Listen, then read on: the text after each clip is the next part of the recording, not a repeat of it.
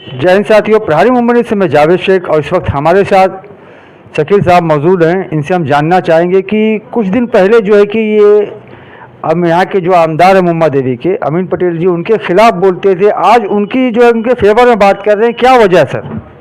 देखिए, मैं ना किसी के खिलाफ बोलता था ना पहले फेवर में बोलता था। बात सीधी सी थी मुंबा देवी के ताल्लुक से।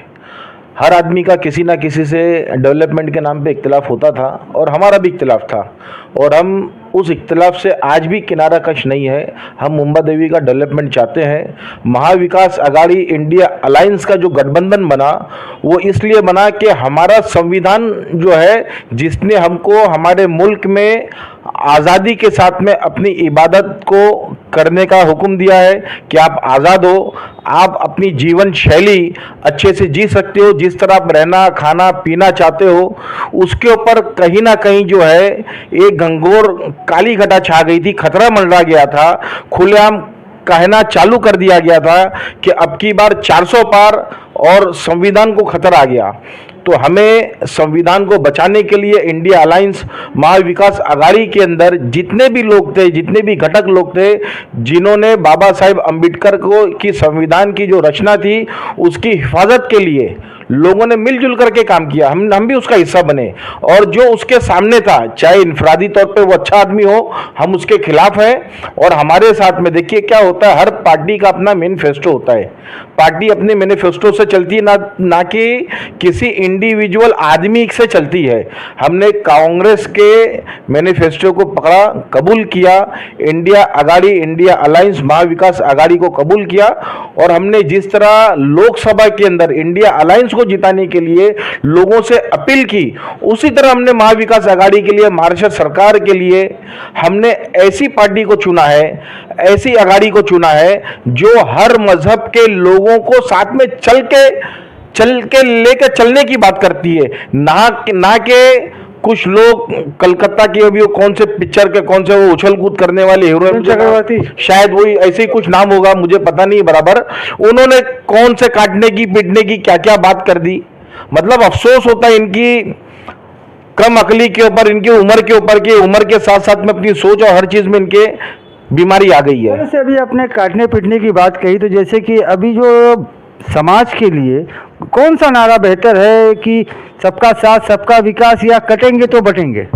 देखिए, नारे से तो आदमी बहुत अच्छे अच्छे नारे लगा लेता है, बहुत बुरे बुरे नारे लगाता है, लेकिन अपने अमल से, अपने किरदार से वो लोगों के बीच में कैसा रहता है वो बहुत मायने रखता है। आप देख सकते हैं बहुत सारी पार्टियां इसमें खड़ी हुई हैं। मैं लोगों से एक ही चीज़ कहता हूं, देखिए, मैं अमीन पटेल साहब का बहुत मुखालिफ रहा, उसमें कोई शक नहीं। मैं आज भी और आने वाले इलेक्शन के बाद भी अमीन भाई जब इंशाल्लाह चौथी बार एमएलए बनेंगे, हम हर तरह से पूरी ताकत लगा के उनको जिताएंगे। उसके बाद में भी हमारा उनसे इख्तिलाफ रहेगा मुंबा देवी के डेवलपमेंट पे।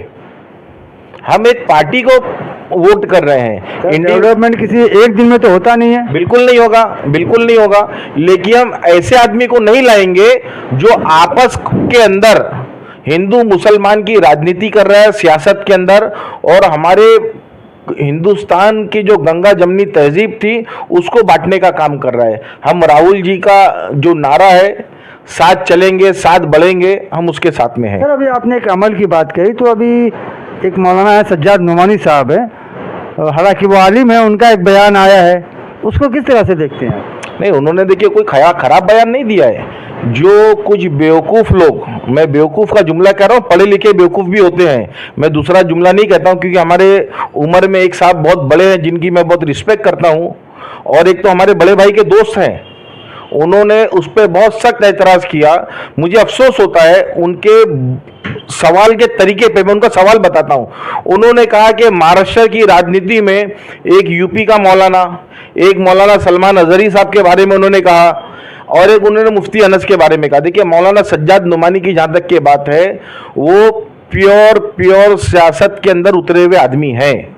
इससे पहले बाम सैफ करके जो दलित की बहुत बड़ी पार्टी है इंडिया के अंदर, जिसमें वामन मेश्रम जो उसके प्रेसिडेंट, उसके साथ में लग के उन्होंने बहुत काम किया है, और उन्होंने इस वक्त साथ छोड़ के अपना अलग काम कर रहे हैं। हर किसी का अपना इंडिविजुअल, हर किसी की अपनी राय हो सकती है।